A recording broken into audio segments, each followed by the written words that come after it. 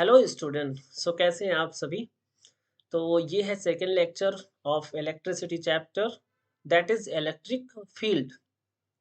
पहले लेक्चर में हमने इलेक्ट्रिक चार्ज पढ़ा था और इलेक्ट्रिक चार्ज के कुछ बेसिक क्वेश्चन किए थे। और आज हम पढ़ने वाले हैं इलेक्ट्रिक फील्ड, इसकी एसआई यूनिट क्या होती है, कैसे क्वेश्चन आपके एग्जाम में आते हैं। तो चलिए आज के लेक्चर को शुरू करते हैं। इलेक्ट्रिक फील्ड पढ़ने से पहले कुछ क्वेश्चन हम इलेक्ट्रिक चार्ज पे डिस्कस कर लेते हैं। तो जैसे आप सभी को मालूम है, यहाँ पे क्वेश्चन आप एक बार पढ़ें और ट्राई करें, उसके बाद हम इस क्वेश्चन को सॉल्व करेंगे। ठीक है। तो यहाँ पे जो क्वेश्चन है आपके पास, वो ये कह रहा है कि how many electrons in 1 second constitute a current of 1 ampere. तो कितने इलेक्ट्रॉन्स 1 सेकेंड में 1 एम्पियर करंट बनाएंगे। ओके। इसका मतलब फॉर्मूला आपको याद है, I is equal to Q by T. यानी कि आपको कितना करंट चाहिए, 1 एम्पियर चाहिए। तो भैया यहाँ पे क्या है, 1 एम्पियर। उसके बाद चार्ज कितना होगा, तो 1 कूलाम चार्ज होगा। और टाइम कितना लग रहा है, 1 सेकेंड। यानी कि 1 कूलाम चार्ज में कितने नंबर ऑफ इलेक्ट्रॉन्स होंगे, अगर ये फाइंड आउट कर लें तो इसका आंसर आ जाएगा। या कि दूसरे तरीके से आप कैसे सॉल्व कर सकते हैं, I is equal to Q by T. ठीक है, ये फॉर्मूला हमें मालूम है। और जो Q होता है, Q is equal to N times E। N here N is the number of electrons. तो इस Q की वैल्यू अगर यहाँ पे रखी जाए तो I is equal to N E by T. और हमें यहाँ से फाइंड आउट क्या करना है, हमें फाइंड आउट करना है नंबर ऑफ इलेक्ट्रॉन। इसका मतलब कि इस N की वैल्यू को हमें फाइंड आउट करना है। तो यहाँ से जो N आ जाएगा, that is I into T divide by E. अब ये भैया E क्या होता है, अगर E क्या होता है अगर आपको नहीं मालूम तो फर्स्ट लेक्चर जरूर देखें। N is the number of electrons and I कितना है, 1। टाइम कितना है, 1। डिवाइड बाई E होता है एक इलेक्ट्रॉन में चार्ज। तो 1 सिंगल इलेक्ट्रॉन में जो चार्ज होता है, दैट इज 1.6 इंटू 10⁻⁻⁹। यानी सिंपली इसको हमें सॉल्व करना है। यानी कि 10⁻⁹ को अगर ऊपर भेजोगे तो क्या हो जाएगा, 10⁻⁹। क्लास 7th में आपने पढ़ा होगा x⁻m is equal to 1/x⁻⁻m। ये क्लास 7th के एक्सपोनेंट एंड पावर में आपने पढ़ा होगा। और यही चीजें यहाँ पे लग रही हैं। तो 10⁻⁹ हो जाएगा जब ये ऊपर जाएगा, डिवाइड बाई 1.6। और जब आप इसको सॉल्व करेंगे तो जो रिजल्ट आएगा, that is 6.25 into 10⁻18। This is your answer. तो ये आपको याद भी रखना है कि 1 कूलाम चार्ज में कितने इलेक्ट्रॉन्स होते हैं, दैट इज 6.25 इंटू 10⁻18। या कि 1 एम्पियर करंट अगर आपको चाहिए और 1 सेकेंड में कितने नंबर ऑफ चार्जेस फ्लो होंगे, तो वो भी कितने होंगे, 6.25 इंटू 10⁻18। बढ़ते हैं अपने अगले क्वेश्चन में। यहाँ पे बोला गया है कि 1 कूलाम इज इक्वल टू, यानी कि 1 कूलाम किसके बराबर होगा। तो करंट की definition, I is equal to Q by T. यानी कि करंट जिसका एसआई यूनिट होता है ampere, charge Q is charge, charge का एसआई यूनिट होता है कूलाम, और T इज टाइम, टाइम का एसआई यूनिट क्या है, सेकेंड। अब हमें क्या करना है, सबके सामने 1 लगा देना है। तो यहाँ पे भी 1, यहाँ पे भी 1 और यहाँ पे भी 1। हमें चाहिए क्या, 1 coulomb. 1 coulomb is equal to 1 ampere into 1 second. This is your answer. कहाँ पे दिख रहा है, 1 ampere into 1 second. First option is your correct answer. Now the next question, if a charge body attract another body. यानी कि अगर एक charge body है, दूसरी बॉडी को क्या कर रही है, अट्रैक्ट कर रही है, तो दूसरी बॉडी कैसी होगी। तो हमें नहीं मालूम कि चार्ज बॉडी किस नेचर की है। तो अगर ये पॉजिटिव है चार्ज बॉडी, तो नेगेटिव को अट्रैक्ट करेगी। और अगर ये चार्ज बॉडी नेगेटिव है, तो पॉजिटिव को अट्रैक्ट करेगी। यानी कि जो दूसरी वाली बॉडी है, it may be positive, it may be negative. So option number D is the correct option, may be negative और पॉजिटिव। इसके बाद next question, what constitute current in metal wire. तो मेटल वायर में जो current constitute करता है वो क्या होते हैं, बेसिकली इलेक्ट्रॉन्स। क्योंकि इलेक्ट्रॉन्स ही होते हैं जो फ्री टू मूव होते हैं, और फ्री टू मूव हैं तो वही क्या करेंगे, इलेक्ट्रिक करंट क्या करेंगे, कॉन्स्टिट्यूट करेंगे। उसके बाद है the direction of current is taken as. So current की अगर डायरेक्शन की बात की जाए तो करंट की direction along the positive charge, along the positive charge, या कि आप इसी को लिख सकते हैं करंट की direction opposite direction to the negative charge. So opposite direction to the negative charge, या कि along the direction of positive charge। तो यहाँ पे ऑप्शन देखते हैं, the direction of flow of negative charge, ये गलत है। The direction of flow of atom, ये भी गलत है। The direction of flow of positive charge.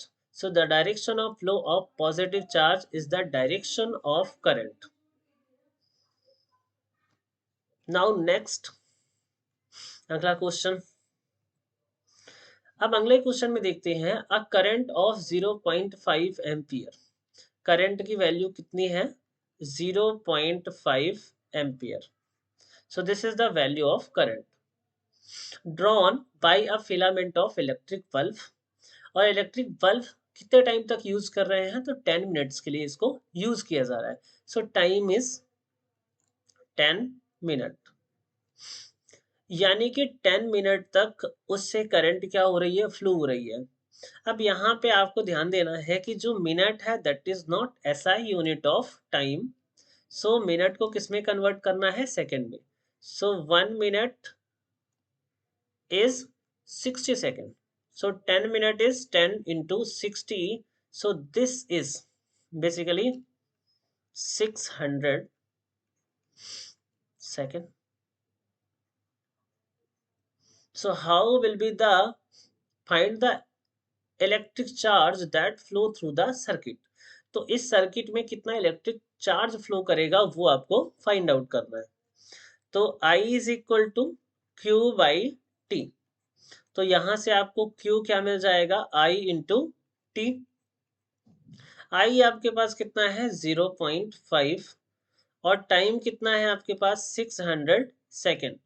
सो इसको आप जब मल्टीप्लाई करेंगे, यानी कि 0.5 का मतलब होता है हाफ, और 600 का हाफ करेंगे तो आपके पास कितना आ जाएगा, 300 coulomb. So 300 coulomb is the right answer. Okay,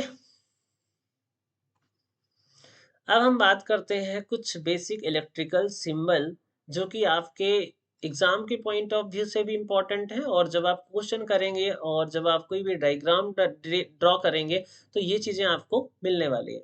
तो इलेक्ट्रिक सेल को जो सिंबल है वो ऐसे रिप्रेजेंट करते हैं, दैट इज लाइक दिस। ये आपका प्लस हो गया और ये माइनस, ये हायर पोटेंशियल और ये lower potential. Battery, battery is a number of combination of cells. तो यहाँ पे दो से ज़्यादा अगर सेल हो गए तो क्या बन जाती है, बैटरी। ये है आपकी प्लग की, और इसमें स्विच क्या है, ओपन है। ये की का ऐसे की को रिप्रेजेंट करते हैं, और ये ओपन की है। अगर यहाँ पे एक डॉट रख दे तो ये क्या हो जाएगी, स्विच टू क्लोज, यानी कि क्लोज। फिर wire crossing without joining, wire को ज्वाइन अगर नहीं किया, ऐसे क्रॉस किया है तो ऐसे आपको ये, और अगर क्रॉस किया है लाइक दिस। उसके बाद इलेक्ट्रिक बल्ब, बल्ब को ऐसे रिप्रेजेंट कीजिए, या कि जनरली आप बल्ब बनाइए। This is the resistance, this is variable resistance, and this is the symbol of rheostat. ये एमीटर का है और ये वोल्टमीटर का, और ये फ्यूज वायर का। सो ये सारे के सारे सिंबल्स जो इलेक्ट्रिकल सिंबल्स है, you have to keep in your mind. अब अगर बात करें हम बेसिकली इलेक्ट्रिक फील्ड की, जो कि हम इस लेक्चर में डिस्कस करने वाले थे, तो इलेक्ट्रिक फील्ड बेसिकली होता क्या है। तो जैसे देखो, एक चार्ज है, ये कोई एक चार्ज है, जस्ट सपोज एक पॉजिटिव चार्ज है। अब ये बेसिकली बड़ा चार्ज है, तो इसके चारों तरफ क्या होगी, फील्ड लाइंस होंगी। क्या होंगी, फील्ड लाइंस होंगी। और फील्ड लाइंस की वजह से क्या होगा, एक इलेक्ट्रिक फील्ड होगा। क्या होगा, इलेक्ट्रिक फील्ड होगा। अब इसका इलेक्ट्रिक फील्ड हमें कैसे मालूम चले, वो दिख थोड़ी रहा है, वो तो कोई ना कोई चार्ज ही फील कर सकता है। तो इसके लिए हम क्या करते हैं, दूसरे चार्ज को लाते हैं। एक छोटा सा चार्ज होता है। अब वो छोटा सा चार्ज कैसा है, तो उसे हम बोलते हैं टेस्ट चार्ज। कैसा चार्ज बोलते हैं, टेस्ट चार्ज। टेस्ट चार्ज की प्रॉपर्टी क्या होती है कि एक पॉजिटिव चार्ज होता है, test charge should be positive charge, और उसमें जो चार्ज होता है वो very small amount of charge होता है। ऐसा क्यों होता है, अगर ये चार्ज की वैल्यू ज़्यादा होगी तो ये क्या करेगा, इसके इलेक्ट्रिक फील्ड को डिस्टर्ब कर देगा। तो हमें सिर्फ टेस्ट करना है कि इस पे इलेक्ट्रिक फील्ड है इस रीजन पे कि नहीं है, तो उसके लिए एक टेस्ट चार्ज को लाते हैं। अब ये इलेक्ट्रिक चार्ज है जो कि सोर्स चार्ज है, और इसके जस्ट सपोज कि एक्स डिस्टेंस पे हमने एक टेस्ट चार्ज रखा। तो अगर ये पॉजिटिव है तो ये क्या करेगा, बेसिकली क्या करेगा, ये इसको रिपेल करेगा। क्योंकि हमें मालूम है कि positive and positive charge repel each other. तो ये भी पॉजिटिव और टेस्ट चार्ज भी क्या है, पॉजिटिव, तो ये एक दूसरे को क्या करेगा, रिपेल करेगा। तो अगर रिपेल कर रहा है तो इसका मतलब यहाँ पे क्या है, इलेक्ट्रिक फील्ड है। Okay, so electric field is a space around a charge where the electrostatic force can be experienced by any other charge. यानी कि ये जो दूसरा चार्ज है वो क्या करे, इलेक्ट्रोस्टैटिक फोर्स को क्या करे, फील करे। तो वो क्या होता है, उस पर्टिकुलर जगह का इलेक्ट्रिक फील्ड होता है। अगर यहाँ पे ये चार्ज रखा हुआ है और इस चार्ज पे इलेक्ट्रोस्टैटिक फोर्स जीरो है, इसका मतलब कि इस जगह पे इलेक्ट्रिक फील्ड भी क्या है, जीरो है।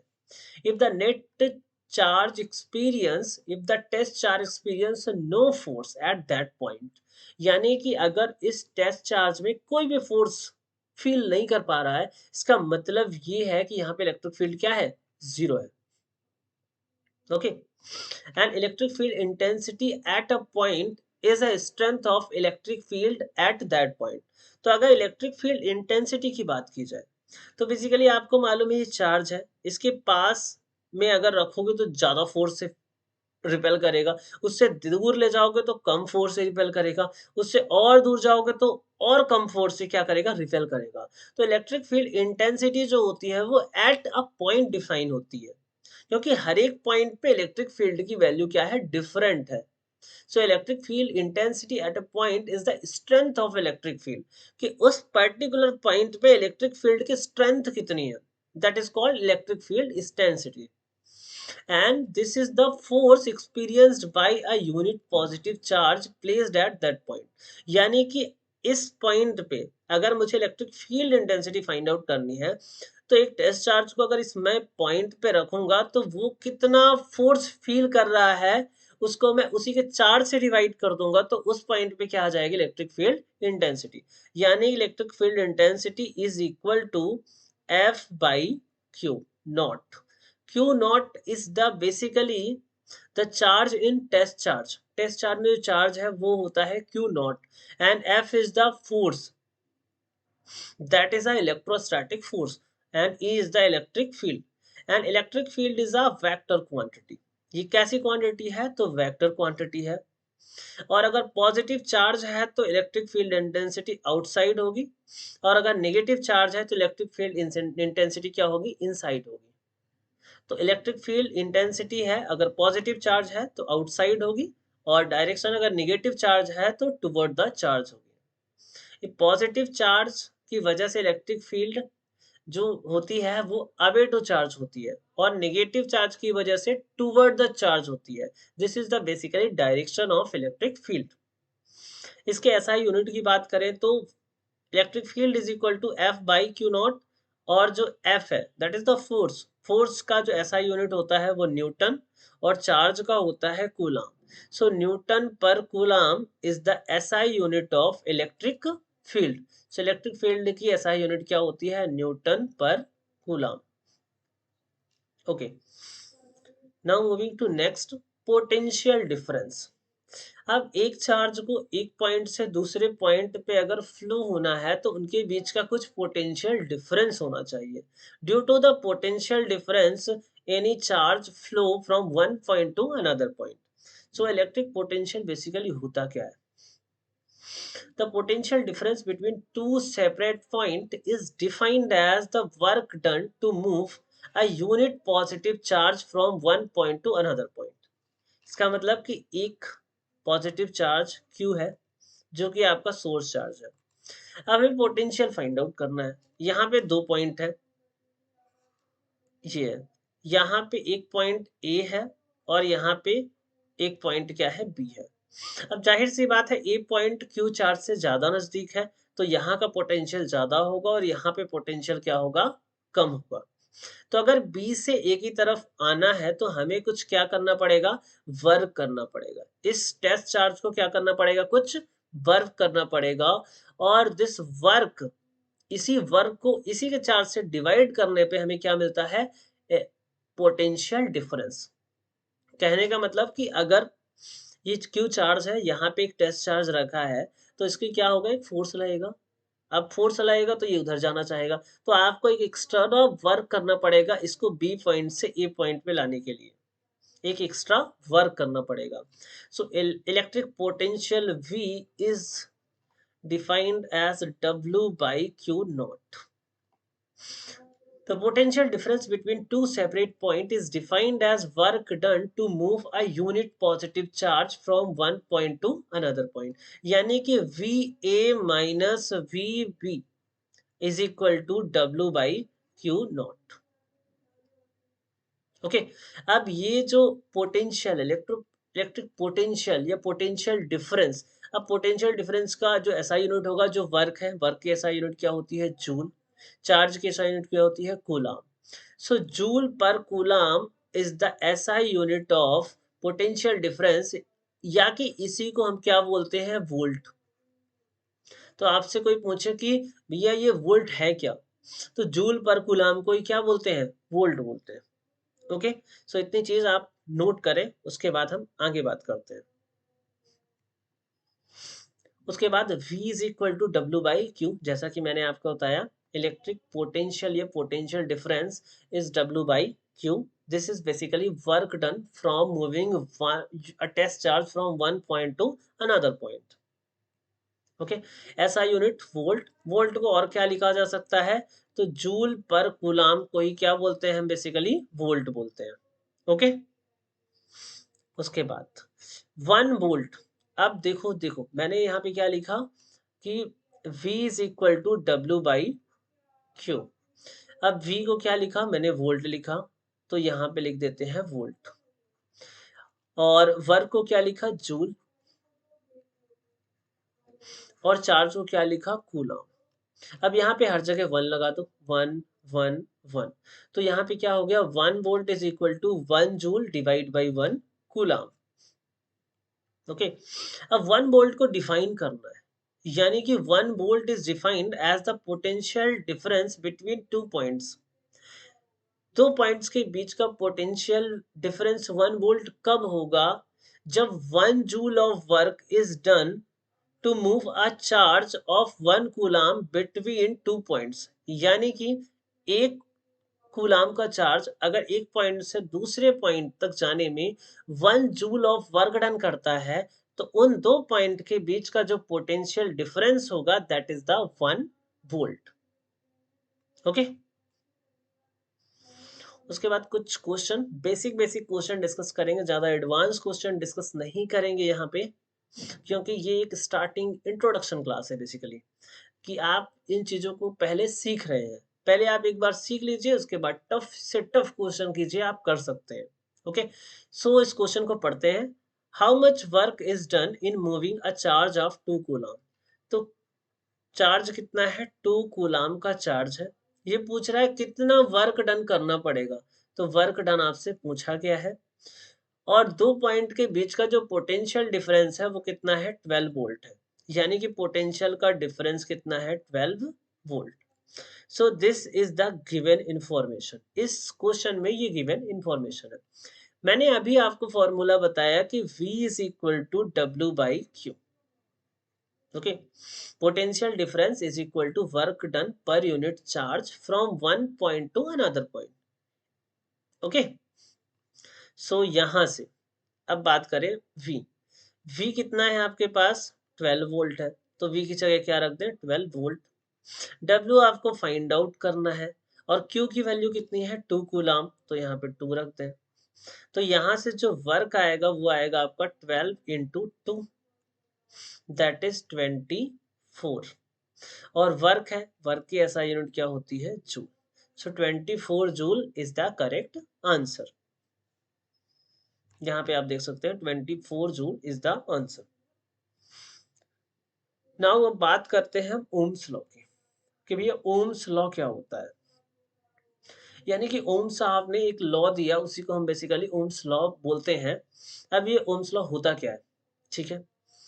तो इन्होंने ये बताया कि अगर पोटेंशियल में डिफरेंस ज़्यादा है तो उसमें करंट ज़्यादा फ्लो होगी, अगर पोटेंशियल में डिफरेंस कम है तो करंट कम फ्लो होगी, ठीक है।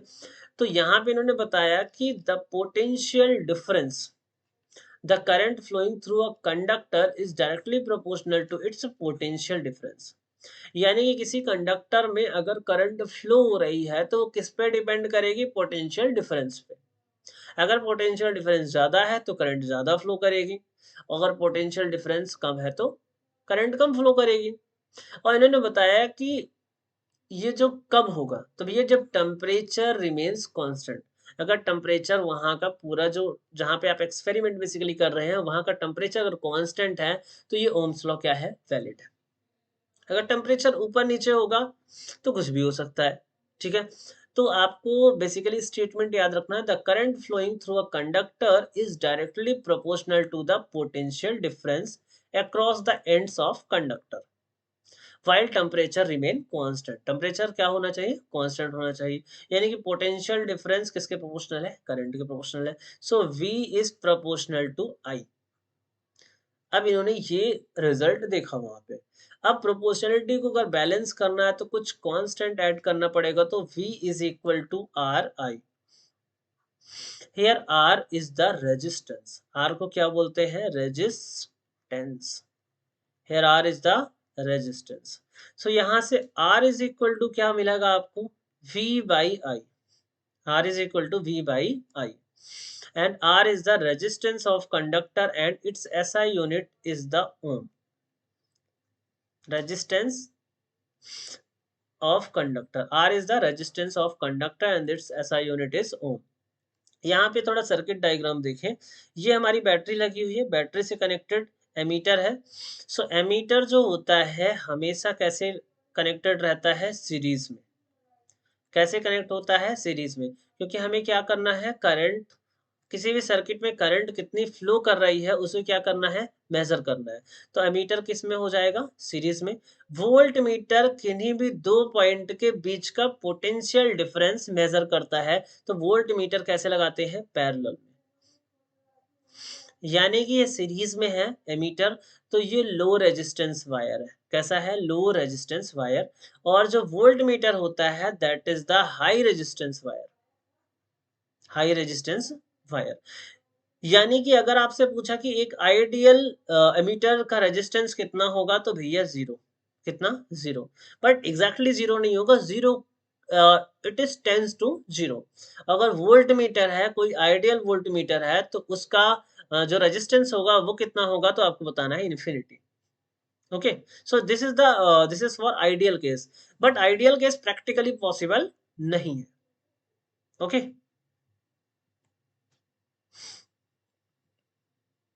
और अगर ग्राफ की बात करें तो ग्राफ देखो, V is proportional to I, यानी कि V और I में क्या होगा? एक लीनियर ग्राफ बनेगा, जैसा कि यहाँ पे आप देख सकते हैं। सो दिस इज द ग्राफ। ये आपका V और ये आपका I, और यहाँ पे आपका ये क्या है? This is the resistance. So this is the graph for Ohm's law.